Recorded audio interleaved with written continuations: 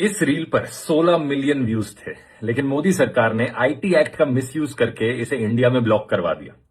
यह है हालत आज के दिन दोस्तों देश में फ्रीडम ऑफ स्पीच की। अगर आप मोदी की तारीफ करो तो ये आपकी फिल्में बड़े पर्दे पर चलवा देंगे, लेकिन अगर आप मोदी की असलियत दिखा दो कॉमेडी के जरिए भी, तो ये आपके वीडियोस को सोशल मीडिया पर पे भी नहीं रहने देंगे।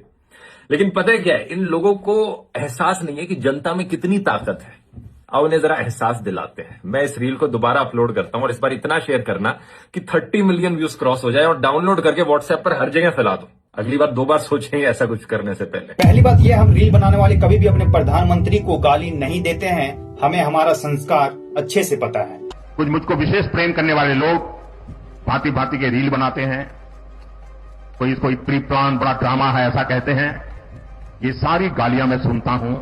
हाँ, ड्रामे वाली जो बात है वो कहीं ना कहीं सही है, क्योंकि आपसे बड़ा ड्रामेबाज कोई हो ही नहीं सकता है पूरे देश में। आप लोग वीडियो को लास्ट तक जरूर देखना, आप लोगों को भी समझ आ जाएगा कहीं ना कहीं मैं सही बोल रहा हूँ और क्या क्या ड्रामेबाजी है मैं इसे भी बताता हूँ आप लोगों को। जब आप प्रधानमंत्री नहीं बने तब आपको इंडिया का रुपया बहुत ही पतला लगता था। उस टाइम पे 1 रुपया डॉलर के 60-61 के बराबर था। नहीं गिरता है, बांग्लादेश की करेंसी नहीं गिरती है, पाकिस्तान की करेंसी नहीं गिरती, श्रीलंका की करेंसी नहीं गिरती। क्या कारण है? हिंदुस्तान का रुपया पतला होता जा रहा है। आज इंडिया का 1 रुपया 90 के पार हो चुका है, पर आप इसके बारे में बात भी नहीं करना चाहते हैं। तो आपसे बड़ा ड्रामेबाज कौन ही हो सकता है। आप ड्रामेबाज यहाँ भी हैं जब आप नारा देते हैं बेटी बचाओ बेटी पढ़ाओ का, पर जब मणिपुर में वो चीजें होती है, जब महिलाओं को नंगा करके रास्ते पे घुमाया जाता है, उनके साथ अत्याचार होता है, उनके साथ अन्याय होता है, तब आप चुप बैठे रहते हैं। आप ड्रामेबाज वहाँ भी कहलाते हैं जहाँ पे आप गाय का पूजा करते हैं, पर वहीं आप ओमान से हलाल का सर्टिफिकेट लाते हैं बीफ एक्सपोर्ट करने के लिए। आपका ड्रामा तो मुझे 2022 में ही पता चल गया था, जब आपकी माँ का निधन हुआ था और आपने सर तक नहीं मुंडवाया था। जबकि सर मुंडवाना हिंदू धर्म में बहुत ही पवित्र माना जाता है, जिसे बोला जाता है पितृकर्म, जिसमें सर मुंडवाने से